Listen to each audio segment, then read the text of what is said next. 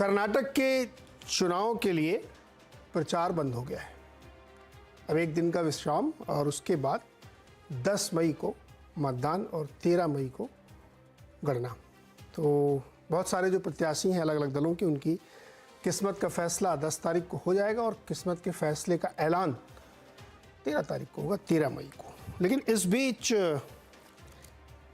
प्रचार तो बंद हो गया, लेकिन माहौल क्या है, क्या मुद्दे वर्क कर रहे थे, क्या रियल इश्यूज थे, थोड़ा बैकड्रॉप पे जाइए तो महीना भर पहले तक विकास, सड़क, पानी, खड़ंजा, स्वास्थ्य व्यवस्था, भ्रष्टाचार यहाँ से शुरू हुआ था।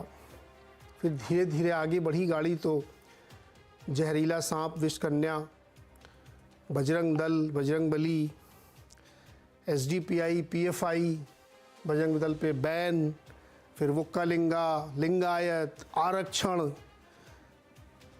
केरल स्टोरी तक गाड़ी पहुंच गई। चुनाव आयोग में शिकायत भी हो गई। आप देखिए, ट्रांजिशन देखिए खाली, आप कहां से शुरू हुआ था और कहां तक ये मामला आया। ये भारतीय राजनीति के जो चुनाव होते हैं ना, उसकी एक बहुत ही टिपिकल स्टाइल है कि शुरुआत कहां से होती है और चुनाव के मतदान शुरू होने से पहले तक कहां गाड़ी पहुंचती है।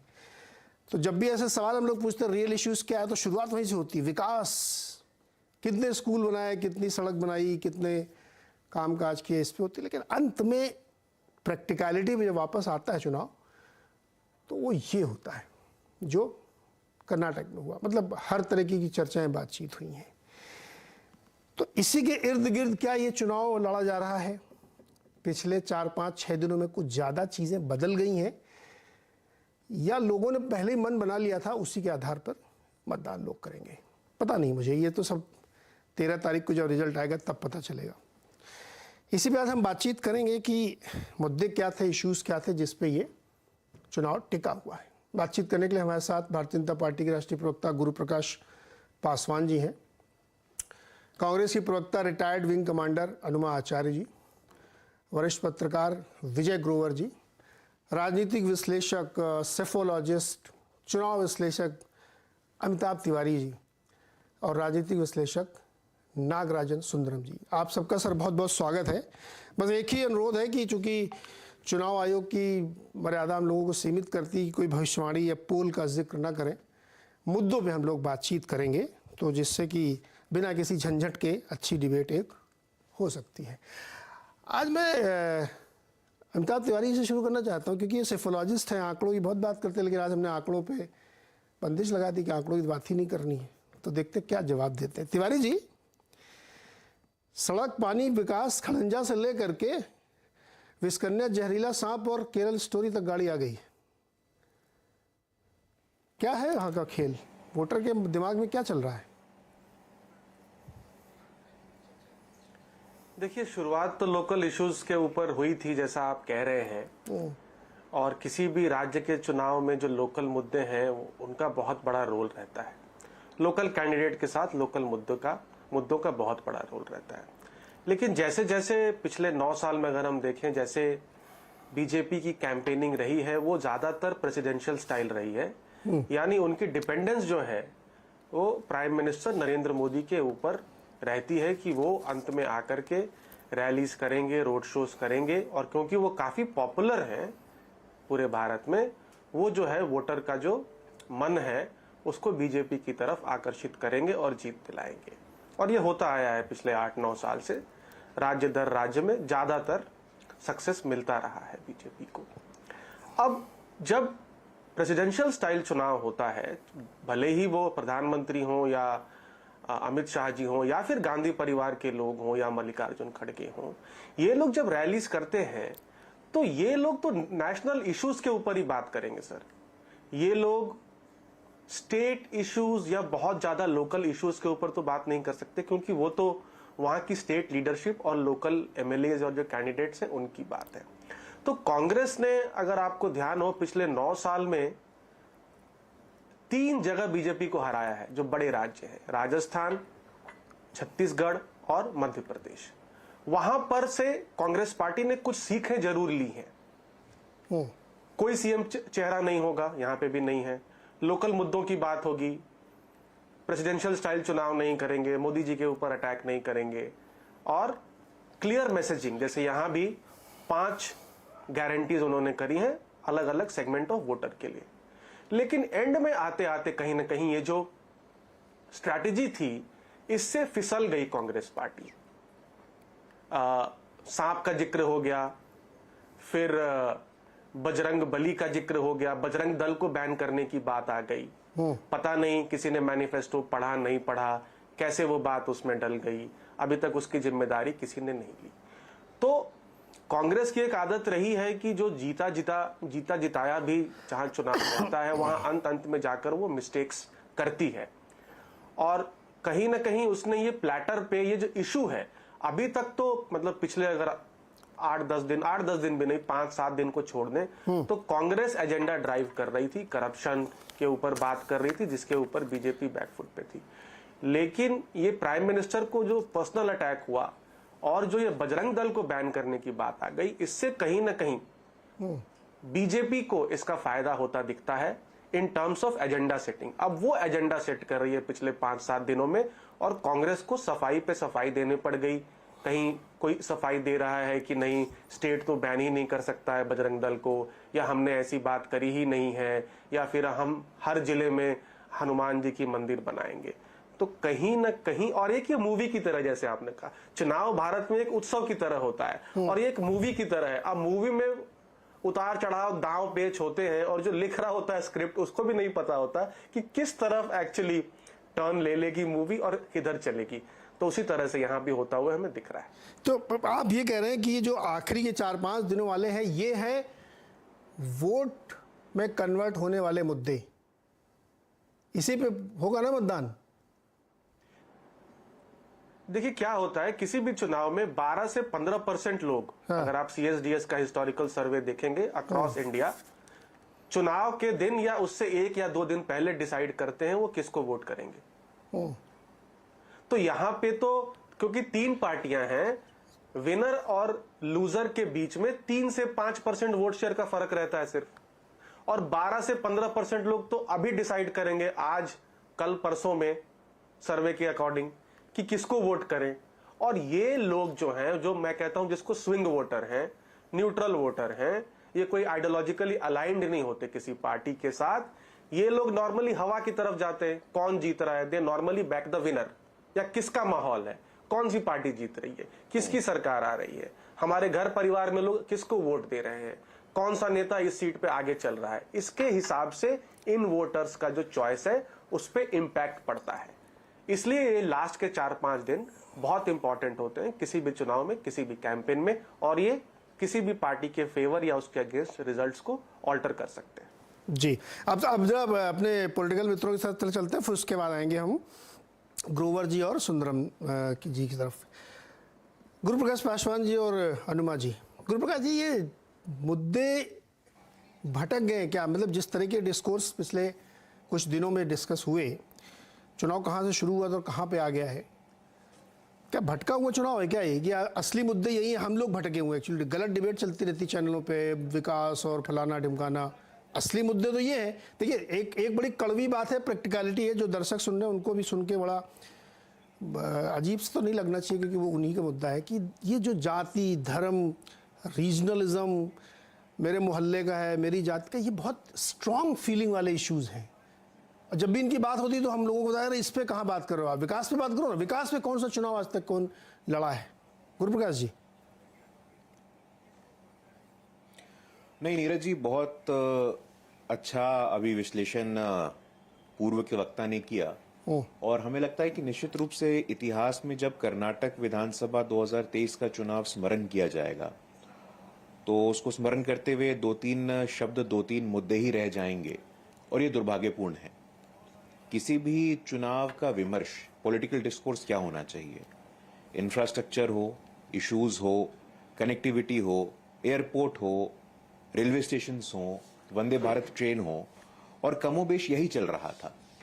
शिवमोगा में एक बड़े एयरपोर्ट का उद्घाटन हुआ, प्रधानमंत्री किसान सम्मान निधि योजना से कर्नाटक के किसानों को लाभ हुआ, भ्रष्टाचार को लेकर के भी बात आई। लेकिन चुनावी विमर्श भटका कब?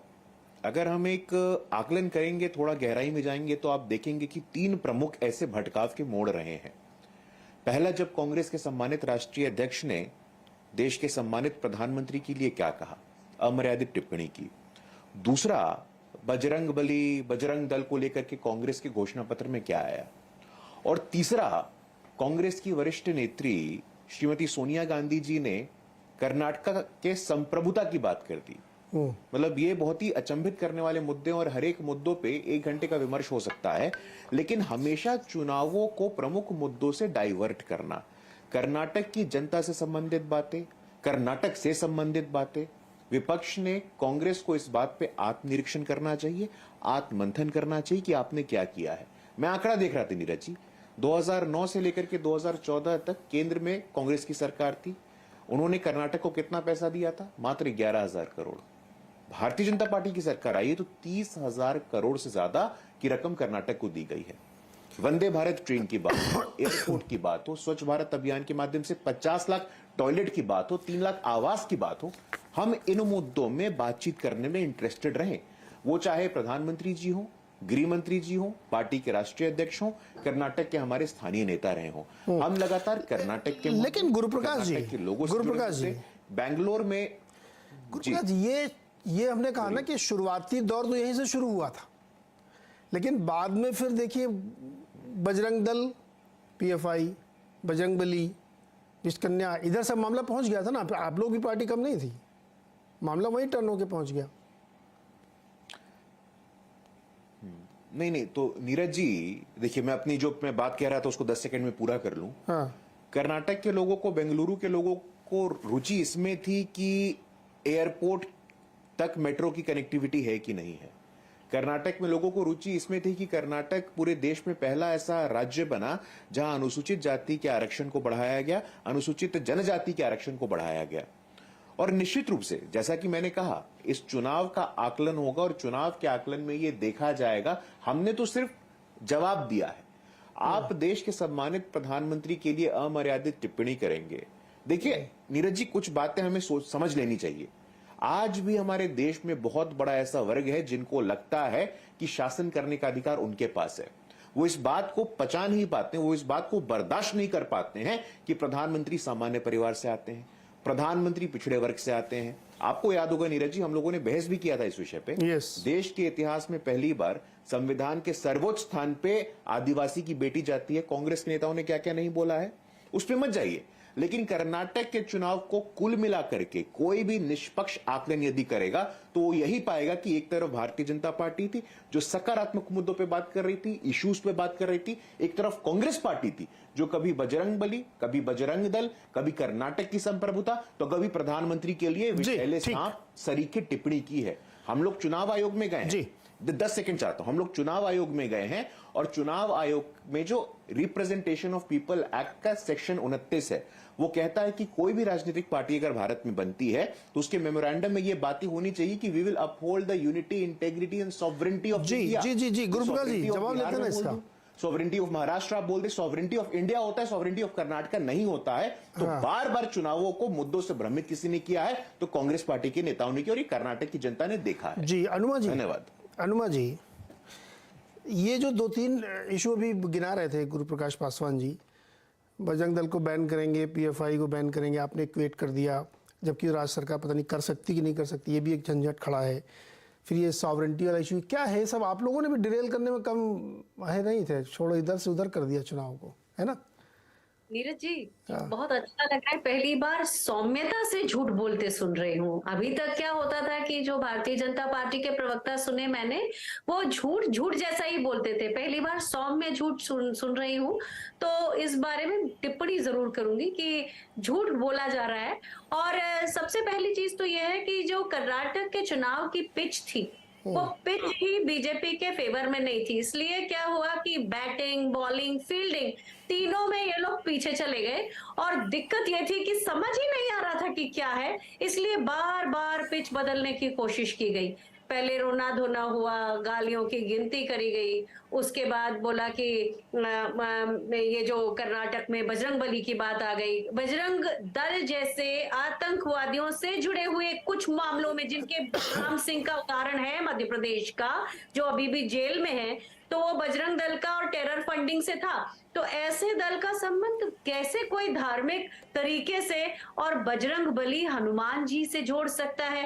पर प्रधानमंत्री ये सब कहते नहीं थके, पूरे समय उन्होंने बजरंग बली की बात की। जानते थे वो कि उनका कोई मुद्दा चलने वाला नहीं है। कर्नाटक के लोगों को मालूम है कि 40% कमीशन खोरी की सरकार है। यहाँ पर एक जो कॉन्ट्रैक्टर था, जब उसने आत्महत्या की तो वो चिट्ठी में लिख कर गया था।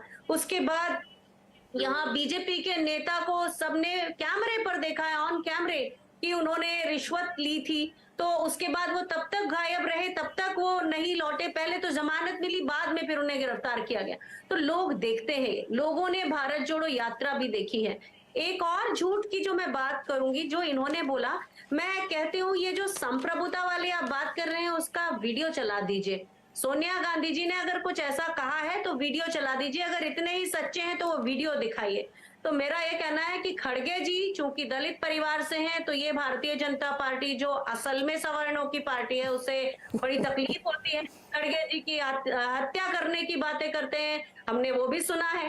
तो ये सारी चीजें कुल मिला के ये कि लोग जानते हैं कांग्रेस जो कहती है वो करती है। जो हमने छत्तीसगढ़ में करके दिखाया, जो हमने राजस्थान में किया और हिमाचल में जो लगातार एक के बाद एक हम अपनी गारंटी पूरी करते जा रहे हैं, इस सब की तकलीफ भारतीय जनता पार्टी को है। इसलिए बार बार वो अपनी फेवरेट पिच धर्म पर लाना चाहती है। लेकिन कर्नाटक के लोग ना केवल बहुत समझदार हैं, वो जानते हैं। अनुमा जी ये बताइए कि जब ये बजरंग दल वाला और पीएफआई वाला हुआ, तो फिर आप लोग ये रिएक्शन में क्यों उतर आए कि हम जिले जिले में बजरंग बली का मंदिर बनाएंगे? ये सब ये करने की क्या जरूरत थी? आप डिफेंसिव क्यों हो गए थे, अड़े रहते इस पर? नहीं हुए। देखिए, पहली चीज तो हमने यही कही कि बजरंग बली की बजरंग दल जैसे गैंग के साथ तुलना ही अपने आप में बजरंग बली की का अपमान है, और हमारी सबकी धार्मिक भावनाएं आहत होती हैं। कोई डिफेंसिव में नहीं आए। और एक चीज और, मैं जिस प्रदेश से आती हूँ, वहां जो हमारे प्रदेश कांग्रेस अध्यक्ष हैं कमलनाथ जी, वो भी बजरंग बली के बहुत बड़े भक्त हैं। पर ये सब बताने की बातें हैं क्या? ये हमें क्यों जबरदस्ती उस जगह ठेलते हैं और बार बार अपनी उस राजनीति को, जिसमें वो विभक्तिकरण करना चाहते हैं, बार बार भारतीय जनता पार्टी के लोगों के बीच में? क्योंकि मीडिया जो है ज्यादातर प्रधानमंत्री के बयान चलाता है। कहाँ चलाता है? कांग्रेस की हुई बातें बहुत कम उसका मौका मिलता है। पिछले 8 दिनों से आप देखिए क्या चल रहा है, बजरंग बली बजरंग बली बजरंग बली। बजरंग दल की जो खामियां हैं, जिसके ऊपर बीजेपी खुद उससे पल्ला झाड़ती है, उसके बारे में मीडिया, अनुमा जी, मीडिया के ऊपर ठीकरा फोड़ने का क्या फायदा? जो आप लोग बोलते हैं हम लोग वही दिखाते हैं। अभी देखिए थोड़ी देर क्या मतलब, एक मिनट सुनिए ना। अरे आपसे सवाल पूछ रहा हूं मैं। अभी इसी चर्चा में आपने फिर एक बयान दिया कि खड़गे जी दलित है इसलिए उनके ऊपर अटैक किया जा रहा है, और बीजेपी पूरी ब्राह्मणों और मनवादियों की पार्टी। अभी आपने थोड़ी देर पहले बोला, अब इस पर डिबेट होगी तो आप डिफेंसिव हो जाओगे। नहीं, मैंने ऐसा नहीं बोला। क्यों आप बोलते हैं ऐसा भाई? क्या जरूरत है आपको ये बोलने? मैं नहीं बोलूंगी। मैं ये कह रही हूँ कि खड़गे जी दलित हैं। हाँ। और वो बराबरी से प्रधानमंत्री के सामने जब खड़े होते हैं तो आप देखिए, अभी आपने पूरी बीजेपी के लिए क्या बोला? मैंने यही कहा कि उनको दलित, उनके होने से, उनके दलित नेतृत्व से नहीं, मैं रिपीट करके सुनाऊं? ये शो रिपीट होगा, आप खुद सुन लीजिएगा। आपने बोल दिया है। रुक जाइए, गुरुप्रकाश पासवान जी मानी जाती है, इसलिए उससे दुख होता है कि खड़गे जी जो गुरुप्रकाश जी जब जवाब तो दे दीजिए उनको, उनकी पार्टी के लिए बोला है। गुरुप्रकाश जी आप कुछ दिखा भी रहे थे मोबाइल पे, लेकिन मैं ये आपको बता रही हूँ खड़गे जी से उनको बीजेपी को प्रॉब्लम है, ये बताने की कोशिश कर रही हूँ। ये भी बता रही हूँ कि उनकी हत्या की बात की गई है। तो आपने उस सब पे कोई बोल सकता हूँ? हाँ बिल्कुल, अभी आपके पास आ रहा हूँ। अनुमा जी अरे मैं इनके ऊपर नहीं बोलूंगा जी, बोलिए। हाँ धन्यवाद। अपने अपने पार्टी के संस्कार होते हैं नीरज जी। खैर, कांग्रेस पार्टी का विधिवत ट्विटर हैंडल है, और आपको मैं आभार व्यक्त कर दूंगा, आपने चलाया भी। कांग्रेस अभी बोल रही थी कि आप दिखाओ कांग्रेस पार्टी के अधिकृत ट्विटर हैंडल @INC इंडिया, जो कि वेरीफाइड है। उसमें लिखा है, Congress party chairperson Shrimati Sonia Gandhi ji sends a strong message to 6.5 crore Karnatakas. Number 1। Number 2, Congress will not allow anyone to pose a threat to Karnataka sovereignty और इंटेग्रिटी। ये कांग्रेस पार्टी का अधिकृत ट्विटर हैंडल है जहां पे ऐसा कहा गया है। आपका पहला झूठ यहां पर्दाफाश हो गया। आप कहते हैं कि और लोग सौम्यता से झूठ बोलते हैं, आप तो इन्हीं और फेस झूठ बोलते हैं। आपको अभी तक मैं बीच में नहीं बोल रहा था नीरज अनुमा जी प्लीज, नीरज जी, मैं अनुमा बीच में जी नहीं बोल प्लीज, रहा था। देखिए आपके बीच में नीरज जी नहीं जब बोल ये रहे। हाँ आप ही बोलिए, मैं ऑडियो डाउन कर दूंगा, बहुत शांति से डिबेट चाहिए हमको। आप जब बोल रहे थे तो वो नहीं बोल रहे थे, आप जब वो आप हाँ नीरज जी, मतलब वो एक संस्कारी डिबेट हो तो अच्छा है। धन्यवाद नीरज जी। हाँ, ये कांग्रेस पार्टी का ऑफिशियली वेरीफाइड ट्विटर हैंडल है जहां वो कह रहे हैं Congress will not allow anyone to pose threat to Karnataka's reputation, sovereignty और इंटेग्रिटी। अखंडता और संप्रभुता राष्ट्र की होती है, किसी प्रदेश की नहीं होती है। कल को आप बोलेंगे उत्तर प्रदेश की अखंडता और संप्रभुता है, कल को आप बोलेंगे बिहार की अखंडता और संप्रभुता है। किस बात को, आप देश की राजनीति को किस तरफ लेकर के जाना चाहते हैं? और आप इनका अहंकार देखिए, कहते हैं झूठ बोल रहे हैं। अगर आपके मन में ग्लानि होती तो इस ट्वीट को अभी आपने डिलीट किया होता। आपने ट्वीट तक नहीं डिलीट किया है। आपको लगता है कि आपका पाखंड, आपका घमंड आपको पार कराएगा, तो आप निश्चिंत रहिए। और आप बार बार कहते हैं, भाई हम तो स्वागत करते हैं। आपने तो आज लाइव शो पे कबूल कर लिया इस बात को, भारतीय जनता पार्टी सवर्णों की पार्टी है, हम तो सबकी पार्टी हैं। आप सवर्णों की पार्टी नहीं है क्या? चलिए अच्छा है कि आपने कह दिया कि आप सवर्णों की पार्टी नहीं है। हमारी पार्टी, हमारे प्रधानमंत्री तो कहते हैं कि सबका साथ, सबका विकास, सबका विश्वास और सबका प्रयास। देश के 140 करोड़ लोगों की पार्टी यदि कोई है तो भारतीय जनता पार्टी है। प्लीज मैं आपसे आग्रह करता हूं, विनम्रता पूर्वक आग्रह करता हूं कि देश को, समाज को जाति के नाम पे, क्षेत्र के नाम पे, भाषा के नाम पे बांटना बंद करिए। आप लोगों ने आज तक यही काम गुरु किया भाई है। रुकिए, आप अपने देश में को तोड़ना चाहते हैं, आप बाल्कनाइजेशन करना चाहते हैं। ये दुर्भाग्य है देश का। जी अब मैं जाऊंगा ग्रोवर जी और नागराजन जी के पास। देखिए मैं आपके पास आऊंगा तब आप जवाब दीजिएगा ना मैडम। देखिए मैंने कहा था ना शुरू से कि असली मुद्दे कुछ और होते हैं सर। ये सब विकास पता नहीं कहाँ के मुद्दे, आई डोंट नो। आप देखिए अभी तत्काल जो चर्चा हुई उसमें क्या बोले गए हैं, और रिपीट सुन सकते हैं। ये शो सोशल मीडिया भी दिखेगा और रात में रिपीट भी होगा। ग्रोवर जी, असली मुद्दा यही है ना जिस पे वोट पड़ेगा? कर्नाटका के मन में क्या है, यही है क्या? नीरज, जब आपने प्रोग्राम की शुरुआत की तो आपने साफ तौर से कहा कि जिस तरह से कैंपेन शुरू हुआ था, हाँ। जहां भ्रष्टाचार बहुत बड़ा मुद्दा था, जिस तरह के आरोप सरकार पर लगे थे, वो बाय इटसेल्फ एक ऐसा मोमेंटम था इस कैंपेन में कि लोगों का आक्रोश को कैपिटलाइज करने की कोशिश कर रही थी कांग्रेस, पर कांग्रेस पूरी तरह से कर नहीं पाई क्योंकि खुद उनके प्रदेश अध्यक्ष डीके शिव कुमार पर कई भ्रष्टाचार के आरोप, डिस्प्रोपोर्शनेट एसेट के आरोप और अन्य आरोप उन पर लगते आए हैं। तो शायद वो एक प्लेटफॉर्म खड़ा नहीं कर पाई थी उसको लेकर के।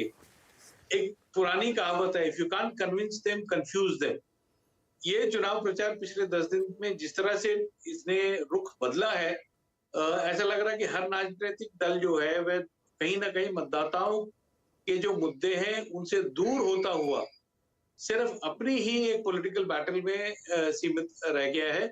और यही कारण है कि हम देख रहे हैं कि जिस तरह के लगे बातें बजरंग दल की जगह बजरंगबली बोला जा रहा है, या सॉवरेनिटी का मुद्दा हो या अमूल नंदिनी का मुद्दा हो, ये शायद सामान्य जो जनजीवन है लोगों का उससे उतना कनेक्ट नहीं रखता है। और ये चीज को साफ तौर से हमने देखा कि पिछले 4-5 दिन में जिस तरह से रुख बदला, ये शायद कहीं ना कहीं मतदाता जो है इस समय पर कंफ्यूज है कि वह किसको वोट दे, किसको वोट न दे। मेरी 2 दिन पहले एचडी कुमारस्वामी से बात हुई तो उन्होंने भी जिस तरह का ये कैंपेन चल रहा है तो उन्होंने कहा कि जो किसानों के मुद्दे हैं या जो लोकल मुद्दे हैं, शायद वो कहते हैं कि हमारी पार्टी के मैनिफेस्टो में है, बाकी में तो शायद ये मुद्दों को जोड़ा ही नहीं गया है। उन्होंने उल्टा एक सवाल मेरे से पूछ लिया कि ऐसा क्यों है कि प्रधानमंत्री जो है वे किसी भी राजनीतिक नेता जो उनकी पार्टी के हैं उनका जिक्र तक नहीं कहीं पर कर रहे, और क्या ऐसे में वो क्या आश्वासन देना चाहते हैं मतदाताओं की कर्नाटक को कौन चलाएगा। तो ये चीजें जो है कहीं ना कहीं कुमारस्वामी उसको कैपिटलाइज करने की कोशिश कर रहे थे, बट क्लियरली जो लोग चाहते हैं, अनएम्प्लॉयमेंट का जो मुद्दा है, बैड रोड्स का मुद्दा है और करप्शन का जो मुद्दा है, शायद उसके बारे में किसी भी राजनीतिक दल ने कोई भी आश्वासन नहीं दिया है कि अगर वे सरकार बनाएंगे तो वे किस तरह से उसको सॉल्व करने की कोशिश करेंगे। सर आपने उनको जवाब क्या दिया, कुमार स्वामी जी को आपने क्या बताया उनको? देखिए मैं खुद उनसे सवाल पूछने गया था कि कैसा उन्होंने उनको पलट लग के रहा है, आपसे लेकिन पूछ लिया। उन्होंने कहा कि उन्होंने उल्टा मेरे से सवाल पूछ लिया कि ऐसा क्यों है कि प्रधानमंत्री क्यों नहीं चलते, क्योंकि I can't be a spokesperson for the BJP. But clearly ये जो है लोगों के मन में साफ तौर से दिख रहा है कि ऐसा क्यों है कि जो इस मुंबई सरकार की इनएफिशिएंसी या मुंबई सरकार की करप्शन के मुद्दे हैं जिसको लेकर के 72 नए चेहरों को टिकट दिया गया था, उसके बारे में कहीं पे भी जिक्र नहीं हो पा रहा है। और सिर्फ जो प्रधानमंत्री ग्रोवर साहब, क्या narrative जनता के बीच में कर रहे हैं, जनता कांग्रेस के उसको बीच ही में फॉलो करती नजर आ रही है। ग्रोवर सर, जनता के बीच में ये इश्यूज जो आप जिक्र कर रहे हैं, बेरोजगारी, भ्रष्टाचार, नंदिनी और अमूल, इन सब की चर्चाएं हैं क्या जनता के बीच में? जी बिल्कुल है, क्योंकि फिर जैसे पिछले एक हफ्ते से बरसात यहाँ पर हुई है, फिर पॉटहोल सड़कें हमारे सामने हैं, फिर उस तरह के जो ट्रैफिक जैम के इश्यूज हैं या अन्य प्रॉब्लम्स हैं, क्योंकि एंड ऑफ द डे जो लोग हैं उनको रोज इसी चीजों से जीवन बसर करना पड़ता है। जी। और लोग भले ही भ्रष्टाचार की बात करें तो वो जोड़ के देखते हैं कि क्योंकि भ्रष्टाचार था बीबीएमपी में, उसके चलते खराब सड़कें बनती थी, जिसके चलते लोगों की मौत होती थी बिकॉज ऑफ पॉटहोल रोड्स। तो ये चीजें लोग भूल नहीं पाते हैं। लेकिन एक मुद्दा जो है कहीं ना कहीं वह जो साफ तौर से दिख रहा है वो है लिंगायत समाज में जिस तरह से एक नेग्लेक्ट की फीलिंग जो दिख रही है, उस पर काफी लोग चर्चा करते हुए नजर आते हैं। क्यों कि जिस नेग्लेक्ट तरह से फीलिंग क्यों है सर? येदियुरप्पा जो कह रहे हैं, वो तो सबसे ज्यादा वोट डिसाइड करते हैं, वो क्या नेग्लेक्शन क्या है उनका क्या हो गया उनको? देखिए जहां तक लिंगायत समाज था, बिकॉज आप भी जानते हैं कि येदियुरप्पा ने जिस तरह से इस पार्टी को यहाँ पर खड़ा किया दक्षिण भारत में, शायद जो उनकी मेहनत थी 2006 में और 2008 में, उसके चलते ही पार्टी ने यहाँ पर पांव जमाए थे। और जिस तरह से उनको भी अपने बेटी की टिकट के लिए, तो ये नाराजगी कुछ मतदाता है जो जरूर जाहिर करना चाहते ओके, हैं कि बीएस लेकिन येदियुरप्पा मैंने सुना कि उस बहुत साथ सारे नहीं लेकर चल रहे। लिंगायत के नए लोगों को टिकट दिए गए हैं और हर पार्टी एक ऐसे दौर से गुजरती है जब वो नए लोगों को प्रमोट करना चाहती है, और बीजेपी से बहुत माहिर है, वो एक झटके में सारे टिकट काट के नए लोगों को दे देती है। ये इनका प्रयोग कई बार बहुत सफल, सक्सेसफुल भी रहा है। नागराजन साहब, पिछले 4-5 दिनों में माहौल कुछ बदला है क्या? पिछली बार जब आप आए थे तो कह रहे थे कि एक आपने बहुत अच्छी थ्योरी हम लोगों को समझाई थी कि 30 सीटें हैं जो पता नहीं कहाँ जाएंगी, और 2/3 लोग ऐसे हैं जो हर पार्टी से चुनाव के एक बार लड़ चुके हैं। लेकिन पिछले 4-5 दिनों आपने ये भी कहा था कि अभी मोदी फैक्टर नहीं आया है, अब आ चुका है फुल फ्लेजेड। क्या माहौल बदला है? 2-3 चीज उससे पहले मैं उसके ऊपर टिप्पणी करूं। हाँ, ये है जो सिविक इश्यूज है ना, तो लेजिस्लेचर होते हैं, ये तो कानून बनाने के लिए इनको चुना जाता है। सिविक इश्यूज को तो वहाँ का जो कॉरपोरेशन काउंसलर वगैरह वो करना है। लेकिन हमारा जनता क्या है, एमएलए से ही सिविक इश्यूज को वो मांगते हैं। रोड ठीक नहीं है, ये कानून बनाने के लिए जाते हैं एमपी या एमएलए। एक चीज है, आप मुझे बताइए पिछले 10 साल या 20 साल अमिताभ जी बैठे हैं, इश्यू बेस्ड या कोई ऐसे इश्यूज बेस्ड कहाँ चुनाव जीता गया है? तब चुनाव में आखिर वक्त में इमोशनल इश्यू जो रिलीजियस होता है, कास्ट के ऊपर होता है और कुछ होता है, उसी इश्यू हावी हो जाता है। किसी ने नहीं कहा, एक वरिष्ठ नेता, हिंदुस्तान का अभी जो वरिष्ठ नेता है, कांग्रेस का अध्यक्ष है, उनको प्रधानमंत्री को विष का पॉइजनस स्नेक करने के लिए कहने के लिए किसी ने नहीं कहा। Why they have given a handle to the BJP first, please, actually. Otherwise, it was going smoothly. The another person, Basavarao Yetna, he from Dharwad district, he said that Congress अध्यक्षा, पूर्व अध्यक्षा, वो ऐसा है करके, वो भी उनको विषय कन्या कर दिया। ये सब इश्यू बनाने में क्या है, ये दोनों, ये भी मंत्री थे, केंद्र में मंत्री थे, यत्नाल रेलवे मंत्री थे और प्रदेश में मंत्री थे, 5-6 बार ये एमएलए भी, एमपी एमएलए थे। वो खरगे साहब भी इतना वरिष्ठ नेता है, आप छोटे मोटे कहीं लोकल नेता को ऐसे भाषण देते हुए उनको आप माफ कर सकते हैं। किसी राष्ट्रीय पार्टी का राष्ट्रीय अध्यक्ष ऐसे भाषण देंगे तो you are unnecessarily giving a handle to beat you. He only started that. तो that kind of an issue it all come and election तो एक्रिमोनियस हो जाता है। ये कोई इसका कोई हम रोक नहीं सकते हैं। कभी मणिशंकर अय्यर ने कहेंगे, कभी और दूसरा लोग ने कहेंगे, ये सब बड़े लोग ही कहते हैं। छोटे लोग कहते हैं वो तो मीडिया में आता ही नहीं, छोटे छोटे कहाँ। तो नागराजन जी, इसका क्या जनता, जैसे हमने कहा कि असली मुद्दों पे क्या होगा, कहाँ से वोट पे कन्वर्ट होगा, यही रियल इश्यूज है क्या? मुझे आपने एक पाबंदी लगा दिया है ये आंकड़ों के बात हाँ, वो चूंकि सर वो चुनाव आयोग ने पाबंदी लगाई है, मैं क्या करूं, मैं हम सब लोग मजबूर हैं पूरा पुराने आंकड़ों का एक जिक्र देता हूँ, रेफरेंस खाली। हाँ, रेफरेंस का 94 से लेकर अभी तक पिछले 2008-18 तक 6 चुनाव हुई है। कर्नाटक में हमेशा त्रिकोणीय चुनाव होती है। कर्नाटक में हमेशा त्रिकोणीय चुनाव होते हैं। ये जनता दल और बीजेपी का इमरजेंस 94 में ही हुआ, उससे पहले उनका बड़ा अस्तित्व नहीं। इस 6 चुनाव में 3 चुनाव में ये तीनों मिलकर, जनता दल,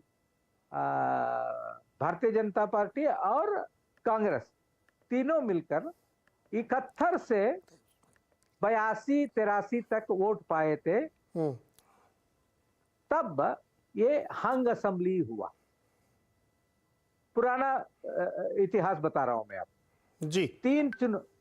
6 चुनाव में 3 चुनाव, जब 3 चुनाव out of the 6 election, 3 election, these 3 parties put together, they garnered around 85 to 92% of the votes, and they garnered 200 seats. So that time it went as a hung assembly. So whenever the vote percentage of these 3 parties put together, उन लोगों को 82 तक, 71 से 82 तक है, तब इसका निर्णायक एक वर्डिक्ट आया था जी इलेक्शन में। ये 3 बार निर्णायक वर्डिक्ट आया था, 3 बार हंग असेंबली आया था। अभी क्या है, जो बहुत फर्क भी नहीं है। जो पिछली बार हुआ था उस समय बीजेपी को 36.3% और 4% मिला था, कांग्रेस को 38% मिला था। लेकिन सीटों में तो अंतर था, 24 सीट का अंतर था, 24-25 सीट का अंतर था, क्योंकि वो रीजनल डिस्पैरिटी। क्योंकि जी, तो नागराजन जी एक ब्रीफली, मतलब एक वन लाइनर हम आपसे चाहते हैं कि क्या ये जो सेटअप एक बन रहा था वो रिशफल हुआ है पिछले 5-6 दिनों में, जिस तरीके से धुआंधार प्रचार सारी पार्टियों ने किया, कांग्रेस ने, बीजेपी ने, सबने किया बहुत धुआंधार, तो ये सेटअप रिशफल हुआ है?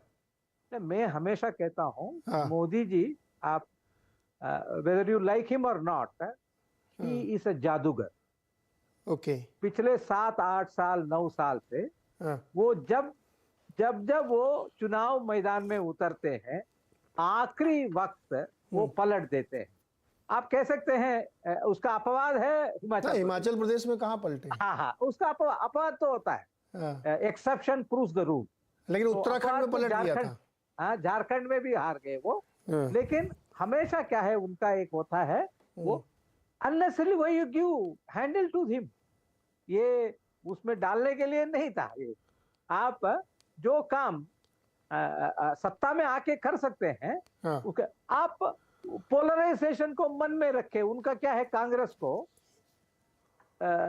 मुस्लिम मतदाता एक तरफ ना हो जाए या बंट जाए जेडीएस और कांग्रेस के बीच में, वो हमारे पास ही रहे। इसलिए उन्होंने बीएचपी को बैन करने के लिए पीएफ के साथ तुलना करके उन्होंने कहा, फिर वो बैकफायर हो गया उनको। जी नागराजन सर, ये जो इश्यूज है ना, जैसे 4% की जगह 6% आरक्षण दूंगा, पीएफआई बजरंग दल का कंपैरिजन, मतलब ये प्रैक्टिकल पॉलिटिक्स सजेस्ट नहीं करती है। आप प्लेट में सजा के इश्यूज दे रहे हैं, जो मैन्यूवरिंग करेंगे, क्यों नहीं करेंगे? नहीं, वो तो दोनों ही करेंगे, क्योंकि पिछले जो 18 के चुनाव में तो सिद्धरामैया जी ने कहा तो ये लिंगायत अलग रिलीजन है करके, वो लिंगायत को अलग करने के लिए, उनका फूट लाने के लिए उन्होंने कहा था। ये सब दोनों तरफ करेंगे, ये एक ही तरफ नहीं करेगा, ये दोनों तरफ करेंगे इसका। लेकिन लोग इससे, कांग्रेस का बहुत बड़ा एक इश्यू है, उसका कितना जो असेसमेंट हुआ है मुझे मालूम नहीं है। जो 5 वादे किए हैं उन्होंने, 2000 रुपए देना और 200 यूनिट देना, ये और ग्रेजुएट्स को 1500 रुपए देना, ये सब कहां तक गया है और लोगों का रिएक्शन क्या है, मीडिया में भी बहुत ज्यादा नहीं देखा जी। ये, लेकिन पोटेंशियल है जी नागराजन जी, हाँ इसमें कई सारे इश्यूज हैं। जैसे हमने जो घोषणा पत्र में बहुत सारे चुनावी वायदे किए जाते हैं, अदर देन ये सब इमोशनल वाले या जो हीटेड टॉपिक्स हैं कि ये किसको क्या मिलेगा, ये इस पे तो मतलब मीडिया की भी दिलचस्पी इसलिए नहीं थी क्योंकि कोई बात ही नहीं कर रहा था सर। नेताजी लोग बात नहीं कर रहे, हम क्यों बात करें, हमारी क्या दिलचस्पी है कि 1500 रुपए किसको मिले, 1000 रुपए किसको मिलेंगे।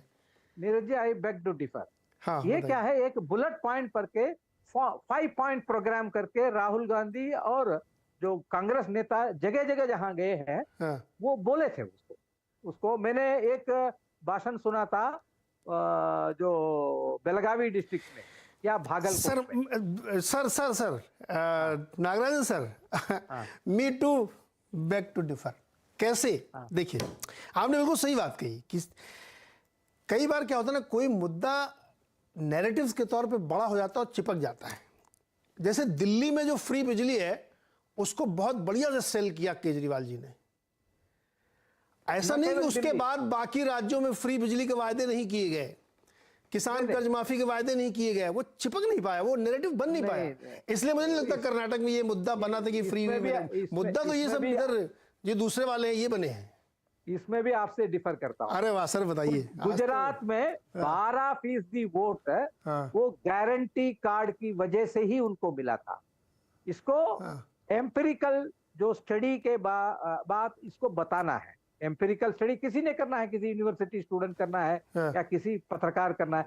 12% वोट उनको मिला था, वो फ्री बी का गारंटी कार्ड वो बांटे गए, उसी की वजह से मिला था उनको।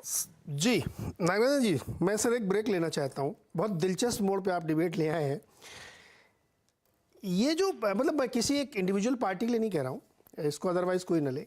बहुत बड़ा ट्रस्ट फैक्टर एक होता है कि कौन आदमी क्या कह रहा है, इससे वो नैरेटिव बनता है, उससे वो इशू बनता है। जैसे यूपी चुनाव के समय लॉ एंड ऑर्डर को लास्ट लेग ऑफ इलेक्शन के कैंपेन में योगी जी ने मुद्दा बना दिया और उसी पर पूरा चुनाव लड़ा गया है।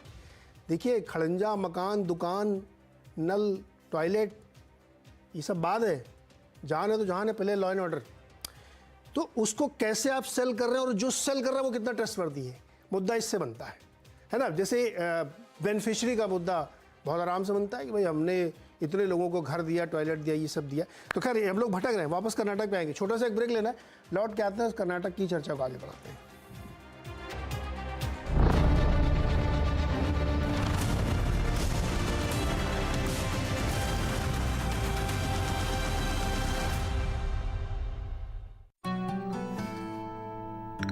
यार डू यू नो में आज हम बातचीत करने वाले हैं आइशर मोटर्स की। दरअसल कभी अगर आप ताज कोलाबा या आमतौर पे मॉल में घूम रहे होंगे तो आपने एक शॉप देखा होगा या एक आउटलेट देखा होगा गुड अर्थ के नाम से। ये गुड अर्थ जो है ये यूजुअली आपको दिखाई पड़ेगा गिफ्ट आइटम के लिए या वेस्टर्न इंडो वेस्टर्न क्लोथिंग के लिए। दरअसल आइशर मोटर की शुरुआत जब हुई थी तब इस कंपनी का नाम था गुड अर्थ और वहां से कंपनी धीरे धीरे आगे बढ़ना शुरू हुई। आज जो कंपनी के चेयरमैन हैं सिद्धार्थ लाल, उनकी मदर का जो प्रोजेक्ट है उसका नाम है गुड अर्थ और आज भी वो रिटेल आउटलेट्स के तौर पर आप आमतौर पे देखेंगे भी। तो अक्सर मुंबई में, अक्सर किसी हाई प्रोफाइल मार्केट्स में आपको शायद गुड अर्थ के नाम से कुछ प्रोडक्ट बिकते हुए दिखाई पड़े। अब लौटते हैं आइशर मोटर्स के ऊपर। दरअसल आइशर मोटर की शुरुआत 1948 में हुई थी और तब जब ये गुड अर्थ होती थी तब इसका जो कामकाज होता था वो इंपोर्टेड ट्रैक्टर्स को इंपोर्ट करना, उनके पार्ट्स को इंपोर्ट करना, उसे असेंबल करना और उस असेंबल करने के बाद उसको बेचने का काम, ये उस समय पर गुड अर्थ का होता था। धीरे धीरे वो गुड अर्थ से आयशर बनी और आयशर से होते हुए आज आयशर मोटर्स आपके सामने है। मेजरली रॉयल एनफील्ड ज़्यादातर प्रोडक्ट आप उसके देखेंगे। लेकिन और इंटरेस्टिंग फैक्ट में एक फैक्ट ये भी है कि 1959 में इस कंपनी ने एक ट्रैक्टर डिवीज़न जो कि जर्मन ट्रैक्टर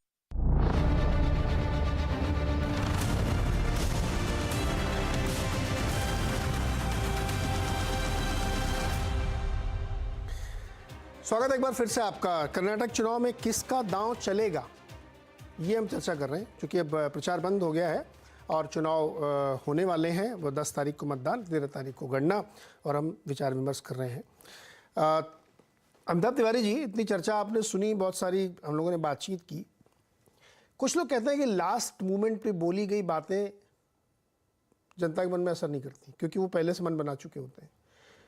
लेकिन सुंदरराजन जी कह रहे हैं कि पूरा सेटअप बदल गया है, क्योंकि इश्यूज बड़े डिफरेंट हो गए हैं और अब दोनों ही बड़ी पार्टीज उसी पिच पे खेल रही हैं।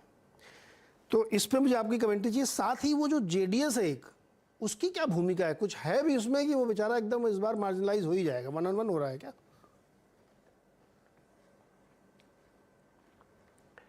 नहीं, देखिए, जैसा मैंने पहले भी कहा, जो पहले मन बना चुके होते हैं वोटर, वो किसी भी पार्टी को चुनाव जिता नहीं सकते, क्योंकि वो हार्ड कोर या आइडियोलॉजिकली अलाइंड वोटर होते हैं। लगभग 50 से 60%, लगभग 20 से 25% कैंपेन के दौरान अपना मन बनाते हैं और 12 से 15% लास्ट के 2-3 दिनों में अपना मन बनाते हैं। तो ये लोग तो इन्फ्लुएंस होते हैं, जो जिसकी हवा चल रही होती है, जो माहौल होता है, जो सेटअप होता है, उसके हिसाब से ये लोग अपना मन बनाते हैं। और क्योंकि कर्नाटक में लगभग एक त्रिकोणीय चुनाव होता है, जहां पे 60 सीटों पर विक्ट्री मार्जिन 5% से कम रहा है, तो वहां पे ये जो लास्ट माइल वोटर आप कह लीजिए, जो लास्ट में डिसाइड करता है एकदम जाकर के, वही किंग मेकर हो जाता है। पहली बात। दूसरी बात, 55 सीटें ऐसी हैं जो फ्लिप होती हैं। फ्लिप होती हैं यानी उसमें से 44 सीटें बीजेपी के पास हैं। यानी 2008 में बीजेपी जीती, 2013 में कांग्रेस और 2018 में बीजेपी। 55 सीटें हैं ऐसी। इन सीटों पे कौन जीतता है, या क्या ये फ्लिप होती हैं या ये ट्रेंड टूटता है? 29 सीटें हैं जिस पे हर बार डिफरेंट विनर रहा है। यानी ये 84 सीटें जो हैं, 55 और 29, ये डिसाइड करने वाली हैं कि अल्टीमेटली कर्नाटक का चुनाव कौन जीतता है। जेडीएस जो है हर बार 18 से 20% लाता है। अब जेडीएस के जो कर्ता धर्ता हैं, वो शुरू से लेकर के आज तक सिर्फ यही माला जप रहे होते हैं या जपते हैं सुबह शाम कि एक हंग असेंबली सिचुएशन हो जाए, और उसमें वो किंग मेकर नहीं, उसमें वो किंग बनते हैं। क्योंकि एक बार बीजेपी ने और एक बार कांग्रेस ने दो वक्त पे जेडीएस को चीफ मिनिस्टर बनाया है, उनसे आधी से भी कम सीटें होने के बावजूद। तो जेडीएस तो ये मना रहा है कि किसी तरह से हंग असेंबली हो जाए, और पिछले 4 में से 3 चुनाव में हंग असेंबली हुआ है, और उन 3 चुनाव में से 2 बार ऐसा हुआ है कि जो पार्टी सिंगल लार्जेस्ट है वो सरकार नहीं बना पाई है। यानी कर्नाटक में खेल चुनाव खत्म होने के बाद शुरू भी हो सकता है अगर हंग असेंबली हो जाए तो। अगर जेडीएस अपनी कोर वोट जो है उसका 18 से 20% ये अगर मेंटेन करके रखता है, यानी वो कालिगा सपोर्ट अगर उसको मिलता है, तो उसका इन्फ्लुएंस जो है 75 से 90 सीटों पर है, जहां वो पिछले 5 चुनावों में नंबर 1 या नंबर 2 पोजीशन पे रहती है जी। अगर ये मेंटेन करके रखती है तो फिर से हो सकता है कि एक त्रिशंकु विधानसभा की जो कंडीशन है उसको रूल आउट नहीं की जा सकती है, और उस सिचुएशन में किंग बनेगा जेडीएस। किंग मेकर नहीं, जो भी उनको चीफ मिनिस्टर बनाएगा वो उनके साथ जाएंगे, और दोनों ही पार्टियां पहले ऐसा कर चुकी हैं। ऐसा नहीं कि पहले ऐसा नहीं हो चुका है। ओके, अब मैं अपने पॉलिटिकल दोस्तों के पास चलता हूँ, गुरुप्रकाश जी और अनुमा जी के पास। गुरुप्रकाश जी, काफ़ी चर्चा हम लोगों ने कर ली इश्यूज़ के, क्या कैसे हुआ। दक्षिण में आपके पास एक ये वाला राज्य है जहाँ पे आपके पास, अदरवाइज आपको दक्षिण में बड़ी मेहनत अभी करनी पड़ेगी। क्या यूएसपी है आपकी इस बार इस कर्नाटक चुनाव में, जिसको आप बहुत फोर्सफुली लेके चल रहे हैं। अब मेरे सवालों को आप भूल जाइए थोड़ी देर के लिए। मैंने जो इतने सारे आपको उदाहरण गिनाए, ये भी इशू वो भी इशू, आप किस पे बेट कर रहे हैं कि ये मेरा कोर इशू है जिस पे मुझे वोट पड़ेगा? नहीं, निश्चित रूप से नीरज जी, और मैं सुन रहा था, बहुत सुंदर बात कही अभी सुंदरराजन जी ने, अच्छा विश्लेषण किया उन्होंने एक शब्द का उपयोग किया, मोदी मैजिक, कि जादूगर हैं, जादू करते हैं। मोदी मैजिक पे क्या कहना नहीं करना वो मैं आप पे छोड़ता हूं, लेकिन मोदी मैजिक के साथ मोदी मेहनत को देखने की आवश्यकता है। क्या कारण है? और आपने सही कहा, दक्षिणी क्यों? दक्षिण के साथ उत्तर हो, पूरब हो, पश्चिम हो, नॉर्थ ईस्ट में अभी चुनाव के नतीजे आए थे। त्रिपुरा हो, मेघालय हो, नागालैंड हो, बड़ी संख्या में हमारी सरकार बनी है। तो इसको समझने की आवश्यकता है कि देश में जो राजनीति का व्याकरण था वो बदला है। अब लोग कहते हैं 40% निराधार बातें कहते हैं। मैं तो कहता हूं 85%। इसी देश के कांग्रेस पार्टी की सरकार में तब के प्रधानमंत्री राजीव गांधी जी ने कहा था, मैं दिल्ली से 1 रुपए भेजता हूं, गांव में 15 पैसा पहुंचता है। ये तो 85% का तो साक्ष्य है, एविडेंस है, ऑन रिकॉर्ड आपके नेता ने इस बात को स्वीकार किया है। नंबर 1। नंबर 2, मुद्दों से क्यों भटकते हैं? हम जब कहते हैं कि आप मुद्दों पे बात करिए, और कर्नाटक की जनता ने देखा है, नीरज जी आपको याद होगा 2019 में लोकसभा चुनाव से पहले भी कांग्रेस पार्टी ने ऐसा वायदा किया था, न्याय स्कीम। न्याय स्कीम का क्या हुआ? राजस्थान में आपके पास मौका था, मध्य प्रदेश में आपके पास मौका था, छत्तीसगढ़ में आपके पास मौका है, आप क्यों नहीं लागू करते हैं? देश की जनता को मूर्ख समझना बंद करिए। वास्तव में जो मुद्दे हैं, अभी एयरपोर्ट बन रहा है शिवमोगा में प्रधानमंत्री जाते हैं, एयरपोर्ट का उद्घाटन करते हैं। 2014 के पहले कितने एयरपोर्ट थे, 14 के बाद कितने एयरपोर्ट हैं? वास्तव में असल मुद्दे क्या हैं? जो समाज में पिछड़े हैं उनके लिए सशक्तिकरण के लिए आपने क्या किया, हमने क्या किया, इस पे बात होनी चाहिए। सिर्फ और सिर्फ समाज को जाति में बांटना। अरे भाई, कांग्रेस के अध्यक्ष दलित समाज से आते हैं, ये देश को पता नहीं है क्या? आप लोगों ने बाबा साहब अंबेडकर तक को अपमानित किया, अपने पार्टी के बाबू जगजीवन राम को अपमानित किया, अपने पार्टी के अध्यक्ष रहे सीताराम केसरी जी तक को अपमानित किया। आप बात करेंगे क्या? आप कहते हैं सवर्णों की पार्टी, दलितों की पार्टी। इससे आगे निकल करके देखने की आवश्यकता है। लाभार्थी कौन है? और नीरज जी, जो यहाँ पे पॉलिटिकल कमेंटेटर लोग बैठे हैं, उनको पता होगा कि एक नया वर्ग, ये जाति धर्म की बात करते रह गए, हमने नया वर्ग बनाया, लाभार्थी वर्ग, बेनिफिशियरी वर्ग, कि जो स्कीम से डायरेक्टली बेनिफिट ले रहा है, वो अपने को आपको स्टेक होल्डर मान रहा है, देश के विकास में अपने आप को सहभागी मान रहा है। बात उसकी होनी चाहिए। नीरज जी, हम इतना कहना चाहते हैं, बांटने की बात मत करिए, जोड़ने की बात करिए। लगातार पीएफआई को बैन करेंगे। पीएफआई तो ऑलरेडी बैंड ऑर्गेनाइजेशन है। कांग्रेस पार्टी की विवेक पे मुझे कई बार हंसी आती है। जो संगठन बैन है उसके साथ आप गठबंधन करना चाहते हैं। पीएफआई का पॉलिटिकल ऑफशूट एसडीपीआई है, एसडीपीआई के साथ आपका अंडरस्टैंडिंग है। कांग्रेस के नेता कहते हैं एसडीपीआई एक सेक्युलर पार्टी है। अरे इससे आगे आइए, जो असल मुद्दे हैं उस पर बातचीत करिए, हम स्वागत करेंगे आपका। अनुमा जी, ये किसने लिखा था आपके मैनिफेस्टो में? नीरज जी, मैं आपसे बस ये कहना चाहती हूँ कि अब ये बहुत सारी बहस कर ली, बहुत सारी बातें कर ली। इस समय कर्नाटक में मुद्दा ये है कि मुख्य विपक्षी दल कौन बनेगा, जेडीएस बनेगा या बीजेपी बनेगी। क्योंकि बहुत सारी बातें करके, बातों को घुमा घुमा के, और मैं एक चीज देख रही हूँ कि अपने यहाँ जो अब टैग लाइन चल रही है, कांग्रेस ने बीजेपी को मौका दे दिया, कांग्रेस का सेल्फ गोल, सोनिया का बयान और सियासत घमासान। मैं सोचती हूँ आपको इस तरह के भी चलाने चाहिए थे कि बीजेपी ने धार्मिक पिच खेली, काम पर नहीं, प्रोपेगेंडा पर वोट। मैं वही देख रही हूँ। तो इसलिए अब बात ये कर ले कि यहाँ पर अगर अमित शाह कह चुके हैं कि अगर बीजेपी की सरकार नहीं बनी तो दंगा होगा, तो ये तो सबका साथ सबका विकास और विश्वास नहीं हुआ। दूसरी चीज, प्रधानमंत्री ये कहा गया, बीजेपी ने कहा कि कर्नाटक की जनता को बीजेपी का आशीर्वाद नहीं मिलेगा। अरे भाई, जनता आशीर्वाद देती है तब आप सत्ता में आते हैं, आप जनता को आशीर्वाद नहीं देते। तो कुल मिलाकर सारी बातों की एक बात यह है कि वहां मुख्य विपक्षी दल कौन बनेगा जी, इसकी लड़ाई है। 40% कमीशन खोरी की सरकार देखी है लोगों ने, और किसानों की आत्महत्या के मामले में ये प्रदेश दूसरे नंबर पर आ खड़ा हुआ है। कर्नाटक में सरकार अपने काम के बेसिस पर तो वोट मांग ही नहीं रही है। बोलिए किस नेता का नाम लेके, किसके कारण वोट मांग रही है? नहीं मांग रही है। इसीलिए प्रधानमंत्री बार बार कभी गालियों की बात करते हैं, कभी बजरंगबली की बात करते हैं, और अलग अलग बात करके भी वो उस पिच पर, जैसा मैंने शुरू में कहा, न बॉलिंग कर पा रहे हैं, न बैटिंग कर पा रहे हैं, न फील्डिंग कर पा रहे हैं। तो कुल मिला के कहानी यह है कि मुख्य नहीं, तो विपक्षी ये दल कौन पिच बनेगा, तो आप ही इस तैयार पर कर बात रही हैं करते हैं। अनुमा जी कांग्रेस ही पिच तैयार और कर रही है। हमारे मैंने पूछा कि जी मैनिफेस्टो में किसने लिखा था वो PFI वाली बात, जिसने लिखा था आपने मैं मुझसे आपसे ये पूछ पूछा रही हूं कि मैनिफेस्टो कि भाई साहब ये क्या लिख रहे हो आप? कर रहा है कि जिसपे हमने 5 गारंटी की बात की है, 2.5 लाख रोजगार की बात की है सरकारी, हमने बात की है ग्रेजुएट युवाओं को 3,000 रुपए प्रतिमाह देने की, डिप्लोमा होल्डर्स को 1,500 देने की, महिलाओं के मुफ्त सफर की, और महिलाओं की गृह लक्ष्मी योजना की। इस पर बात क्यों नहीं होती? क्या हम बीजेपी का परोक्ष प्रत्यक्ष में सहायता नहीं कर रहे हैं? नहीं, ये फिर वही आप आरोप लगाती हैं।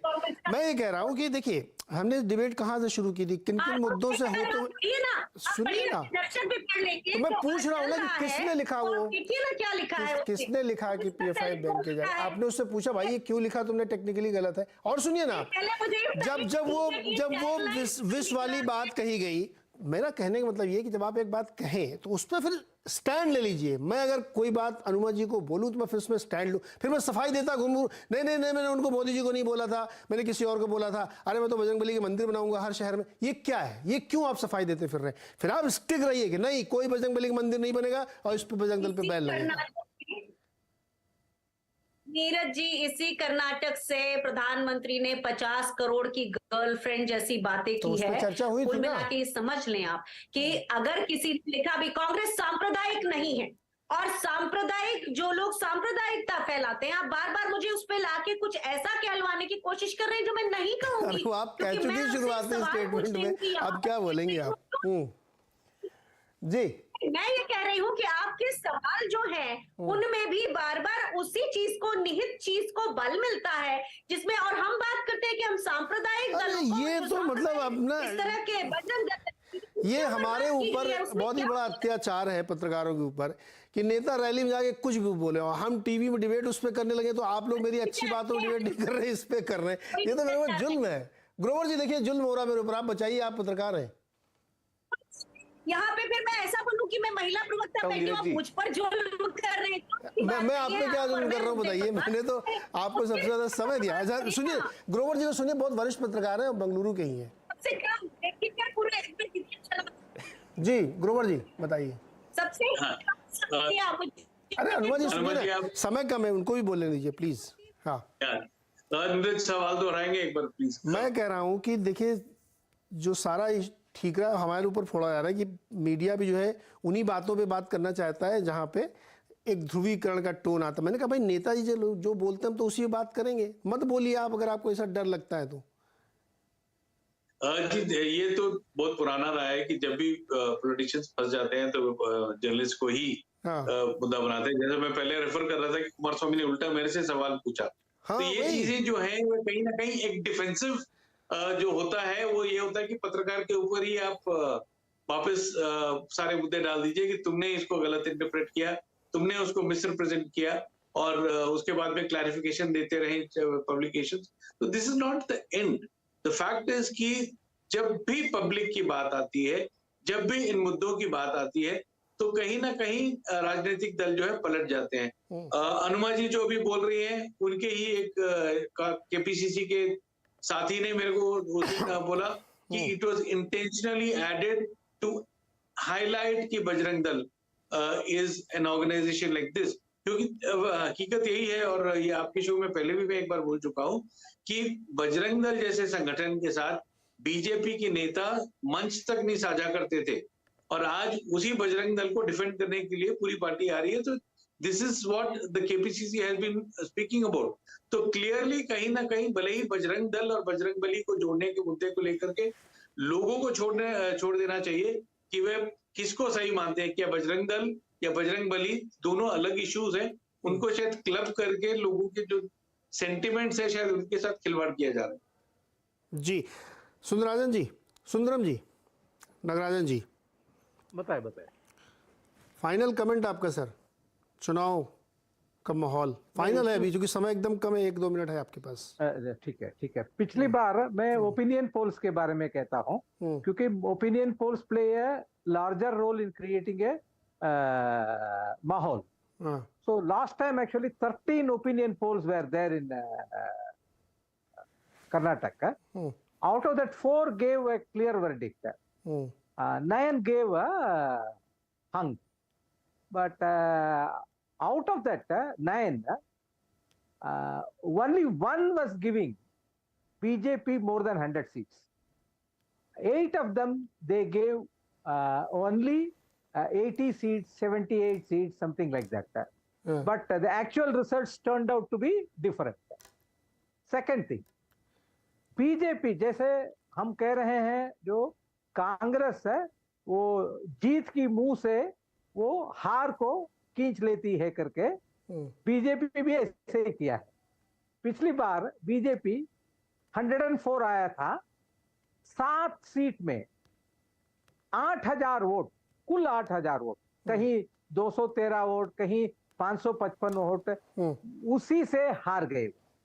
बीजेपी को हमेशा कहते हैं वो पन्ना प्रमुख है, शक्ति केंद्र है, वो हर जगह उन्होंने अपना जो लास्ट मिनट माइक्रो मैनेजमेंट करते हैं करके, लेकिन ऐसा पार्टी भी कहीं 7 सीट हार कर 1.5 साल सत्ता से बाहर रही है।